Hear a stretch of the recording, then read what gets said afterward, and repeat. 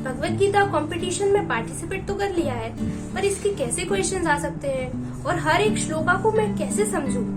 अगर आप भी यही सोच रहे हैं तो ये वीडियो आपके लिए है। हरे कृष्णा। आज हम सीखेंगे भगवत गीता अध्याय 1 की श्लोक संख्या 3। आइए ऐसे पढ़ते हैं। पश्यताम पांडु पुत्राणाम आचार्य महतीम चमूम व्यूढ़ाम द्रुपद पुत्रेण तव शिष्येन धीमता। ट्रांसलेशन। हे आचार्य, पांडु पुत्रों की विशाल सेना को देखें, जिसे आपके बुद्धिमान शिष्य द्रुपद के पुत्र ने इतने कौशल से व्यवस्थित किया है। अब हम इस श्लोक का डीप में मीनिंग समझते हैं। तो सबसे पहला पॉइंट जो हमें यहाँ पर नोटिस करना है वो ये है कि द्रोणाचार्य से क्या कह रहे हैं दुर्योधन, तब शिष्य ने धीमता।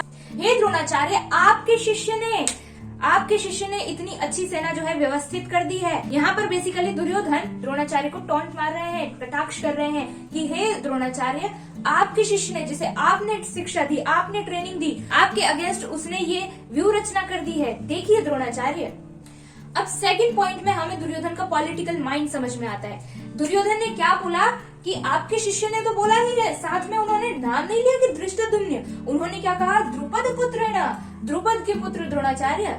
यहाँ पर द्रुपद का नाम इसलिए ले रहे हैं दुर्योधन कि याद दिला रहे हैं द्रोणाचार्य, आपके और द्रुपद के बीच में लड़ाई है। और साथ में द्रोणाचार्य ये भी जानते थे कि धृष्टद्युम्न जो द्रुपद ने प्राप्त किया है यज्ञ से द्रोणाचार्य को मारने के लिए, ये जानने के बाद भी द्रोणाचार्य, क्योंकि एक ब्राह्मण है, उन्होंने धृष्टद्युम्न को सारी शिक्षाएं दी। और श्रील प्रभुपाद पर्पट में बताते हैं कि दुर्योधन यही मिस्टेक पॉइंट आउट कर रहे हैं द्रोणाचार्य की। और जो थर्ड पॉइंट है ना, उसमें दुर्योधन बोल रहे हैं कि हे आचार्य, आप जिन शिष्यों से स्नेह करते हैं पांडव, और सबसे ज्यादा स्नेह आप जिस शिष्य से करते हैं वो अर्जुन, वो हमारे अगेंस्ट खड़े हुए हैं। तो कहीं स्नेह में आकर हमें युद्ध ना आ जाए, तो वो अलर्ट कर रहे हैं द्रोणाचार्य को। तो आप देखिए दुर्योधन का माइंड आचार्य को कैसे इन्फ्लुएंस कर रहे हैं। एक तो उनको याद दिला रहे हैं कि आपके शिष्य धृष्टद्युम्न ने इतनी व्यू रचना कर दी है, दूसरा याद दिला रहे हैं कि द्रुपद का पुत्र है वो द्रुपद, जिससे आपकी लड़ाई है, और तीसरा वो ये भी बता रहे हैं कि आप जिनसे स्नेह करते हैं वो भी अपोजिट टीम में है, तो आप सावधान हो जाइए और युद्ध को युद्ध की तरह लड़िए, ना कि किसी के स्नेह में आ जाइए। तो श्रील प्रभुपाद ने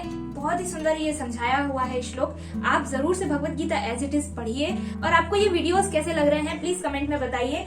और आज के श्लोका का क्वेश्चन प्लस आंसर का पीडीएफ आपको मिल जाएगा डिस्क्रिप्शन एंड कमेंट सेक्शन में, आप वहां से जाकर पढ़ सकते हैं। क्या आप ऐसे ही और भगवत गीता वीडियोस देखना चाहते हैं तो सब्सक्राइब करें Krishna conscious books YouTube channel को। हरे कृष्णा।